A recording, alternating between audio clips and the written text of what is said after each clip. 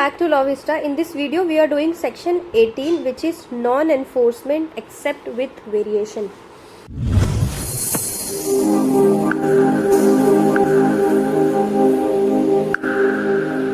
तो अब तक के हमने क्या देखा था कि जब कोई पार्टी कोर्ट में जाती है स्पेसिफिक रिलीफ मांगने के लिए, तो उससे या तो उसके फेवर में मिलता है स्पेसिफिक रिलीफ या किसी के अगेंस्ट में स्पेसिफिक रिलीफ मिलता है।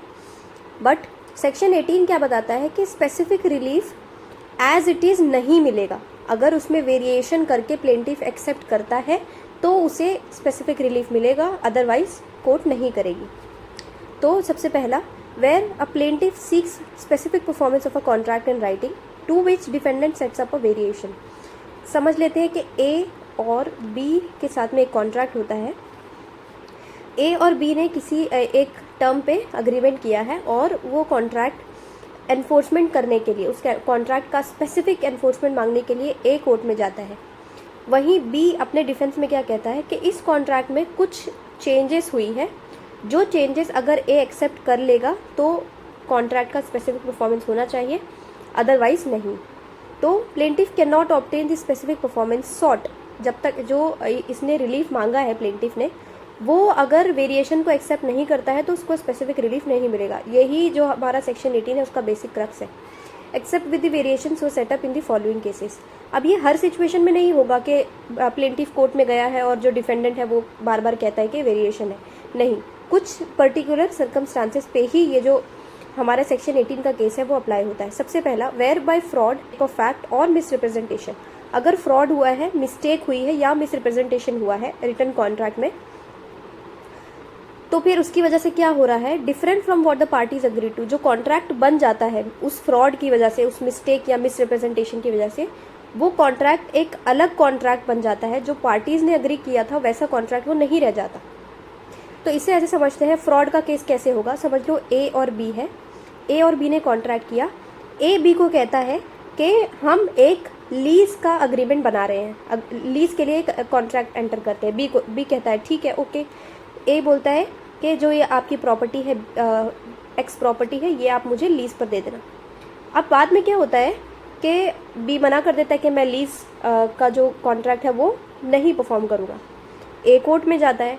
बाद में बी कोर्ट को क्या बताता है कि ये जो लीज का अग्रीमेंट ये कह रहा है प्लेंटिफ, वो लीज का तो कॉन्ट्रैक्ट है ही नहीं, वो तो कॉन्ट्रैक्ट सेल का एक सेल डीड बनाई गई है और ये मेरे साथ में फ्रॉड हुआ है। अगर ए स्पेसिफिक परफॉर्मेंस चाहता है तो ए को ये एक्सेप्ट करना पड़ेगा कि ये कॉन्ट्रैक्ट सेल का कॉन्ट्रैक्ट है और ए वो प्रॉपर्टी मुझसे खरीद ले। ये हो गया हमारा फ्रॉड का एग्जाम्पल। मिस्टेक ऑफ फैक्ट कैसे हो सकता है कि ए और बी ने कॉन्ट्रैक्ट किया जिसमें ए बी की प्रॉपर्टी को रेंट पे लेता है for ₹19 lakh. Okay, 19 lakh amount 20 lakh लेते हैं। 20 लाख में ए बी से लीज पर लेता है। उसके बाद में 20 लाख की जगह पर जो कॉन्ट्रैक्ट है उसमें 10 lakh rupees by mistake, typing mistake हो जाती है और 10 लाख हो जाता है। तो यहाँ पे मिस्टेक हो गया।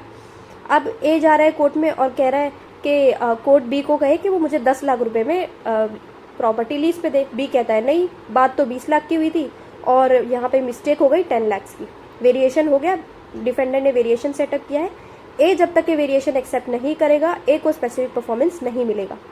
मिस रिप्रेजेंटेशन वही हो गया। ए ने, इसका एग्जांपल देते हैं कि ए ने बी को कहा कि आप ये मुझे मेरी प्रॉपर्टी दे दो, कुछ मिस रिप्रेजेंट करके कि मेरे पास इतना अमाउंट है वगैरह, ऐसा कुछ हो सकता है, जिसकी वजह से बी बाद में वेरिएशन करता है और अपने वेरिएशन के हिसाब से स्पेसिफिक परफॉर्मेंस ए को मिलेगा। स्पेसिफिक परफॉर्मेंस कब, जब बी ने जो वेरिएशन लगाया है वो ए एक्सेप्ट कर लेता है।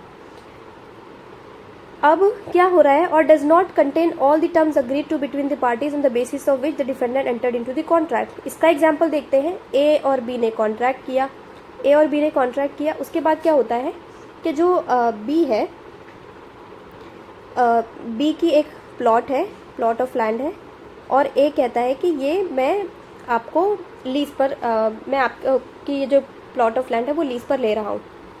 बी ने क्या कहा कि आप ये प्लॉट ऑफ लैंड ले लो, लेकिन मुझे इसका एक पर्टिकुलर जो एरिया है वो मुझे यूज़ करना है अपने किसी पर्सनल पर्पस के लिए। कॉन्ट्रैक्ट एंटर होता है, लेकिन ये जो बात है जिसके थ्रू बी कहता है कि मैं ये एरिया, इसका एक पर्टिकुलर एरिया यूज़ करूँगा, वो बात उस कॉन्ट्रैक्ट में एंटर नहीं होती है। तो पार्टीज़ का जो इंटेंशन था कॉन्ट्रैक्ट के थ्रू वो क्या था कि एक कॉन्ट्रैक्ट एंटर होगा जिसके थ्रू बी की एक लैंड जो है वो ए ले लेगा लीज पर, लेकिन बी एक पर्टिकुलर पार्ट जो है वो अपने पर्पस के लिए यूज़ करेगा। अब जब ये बात ही नहीं कॉन्ट्रैक्ट में की गई तो फिर जो रिलेशन ए और बी क्रिएट करना चाहते थे उस कॉन्ट्रैक्ट के थ्रू, वो रिलेशन ही पार्टीज़ अचीव नहीं कर पाती हैं। तो ऐसे केस में भी जब तक के वेरिएशन नहीं होगा जो डिफेंडेंट ने बताया है, तब तक के कॉन्ट्रैक्ट स्पेसिफिकली परफॉर्म नहीं किया जाएगा, स्पेसिफिक एनफोर्समेंट नहीं मिलेगा कोर्ट के थ्रू। बी क्लॉज क्या कहता है? Where the object of the parties was to produce a certain legal result which the contract as framed is not calculated to produce. अब ए और बी ने contract किया जिसके थ्रू ए और B ने एग्रीमेंट किया है कि हम दोनों एक फर्म बनाएंगे जिसमें ए और बी दोनों पार्टनर्स होंगे। ये उनका लीगल रिजल्ट लाना जो उनका ऑब्जेक्ट था इस कॉन्ट्रैक्ट के थ्रू।